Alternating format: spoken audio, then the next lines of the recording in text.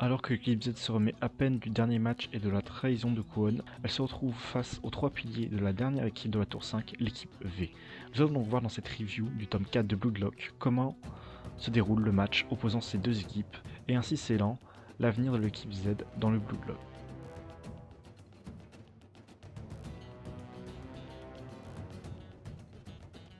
Après les 8 premiers matchs du tournoi, l'équipe Z se retrouve obligée de gagner son dernier match contre l'équipe V, la meilleure équipe de la tour 5 du Bloodlock. Cette équipe V, encore invaincue dans le tournoi, tourne autour de 3 excellents attaquants. Zentetsu Tsugiri, Ryo Mikage et Seiichiro Nagi, qui totalisent à eux 3 près de 18 buts. Plus le refus de Kwon de jouer le match, préférant miser sur sa qualification en tant que meilleur buteur de l'équipe, pousse l'équipe Z dans une mauvaise posture. Cette situation pousse Izagi à vouloir s'entraîner avec Shohei Baru, le meilleur buteur de la tour 5. Suite à une démonstration de force de celui-ci, Izagi comprend mieux l'équation de but évoquée par Ego permettant de marquer à coup sûr, et permet à Izagi de se sentir plus en confiance avant d'affronter l'équipe V. Donc cette première partie du manga pose clairement les enjeux de ce dernier match pour l'équipe V et fait pas mal monter la pression pour les joueurs. Je trouve qu'on ressent plutôt bien cette pression pour les joueurs et qui est plutôt bien transmise à travers les différents dessins et notamment à travers Izagi qui stresse vraiment pour ce match. Et du coup ça pousse vraiment, je trouve, le lecteur à vouloir s'investir à fond derrière Izagi pour ce match. Le match entre l'équipe Z et V commence alors, et malgré des stratégies bien exécutées de l'équipe Z visant à contrer les trois piliers d'équipe V, l'équipe d'Izagi se retrouve vite submergée par le talent du petit prodige Seihiro Nagi et se retrouve dès l'entrée de jeu devancée par 2 buts. Puis suite à une erreur et à l'énervement de l'équipe Z, Zentetsu, l'un des trois piliers de l'équipe V, arrive à mettre un troisième but et porte le score à 3-0 et plonge ainsi l'équipe Z dans le désespoir. Là, on ressent bien toute la puissance de la meilleure équipe de la tour 5. Et surtout, on voit bien que Nagi est au-dessus des autres joueurs, il ne force même pas son talent, il s'ennuie sur le terrain littéralement, et pourtant il arrive à mettre 2 buts ultra facilement à l'équipe Z.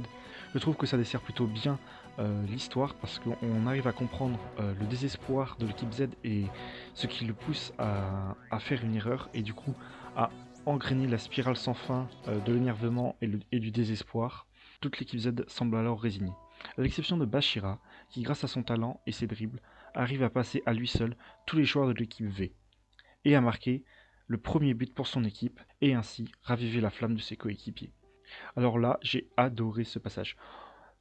J'apprécie vraiment le personnage de Bashira, et là, le passage le dessert vraiment bien. On peut percevoir son petit grain de folie quand il joue au foot, et ce personnage qui est souvent joué, notamment vis-à-vis de Izagi, arrive à raviver la flamme de toute l'équipe. Et c'est vraiment ce que j'attendais de ce personnage, je l'apprécie vraiment, et le voir comme ça me fait encore plus l'apprécier, et j'ai vraiment envie d'en voir plus. Donc une scène comme ça, je dis oui, et j'ai envie d'en voir plus dans les prochains tomes. Suite à ce but, l'équipe Z retrouve la motivation et le courage d'affronter l'équipe adverse. Suite à une brillante attaque de l'équipe V contrée par les efforts de toute l'équipe Z, et celle-ci arrive à se redonner plus de courage grâce au réveil de Kunigami qui arrive à porter le score à 2-3 grâce à son tir de plus de 40 mètres.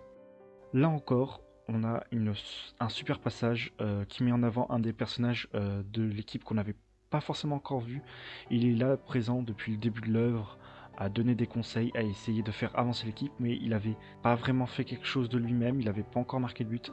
Mais là, vraiment, c'est une vraie démonstration de force qu'il fait. Il arrive à dépasser ses limites et à tirer à plus de 40 mètres, ce qu'il n'avait jamais fait. Des personnages comme ça qui sont peu mis en avant, j'ai envie d'en savoir plus sur eux, surtout que lui, et je l'apprécie bien, il est plutôt présent depuis le début de l'œuvre, il fait avancer l'équipe, donc là, j'ai vraiment envie d'en avoir plus, des moments comme ça, et je trouve qu'avec le passage précédent, c'est ce qui fait la force du manga, et donc j'ai envie d'en voir plus de scènes comme ça.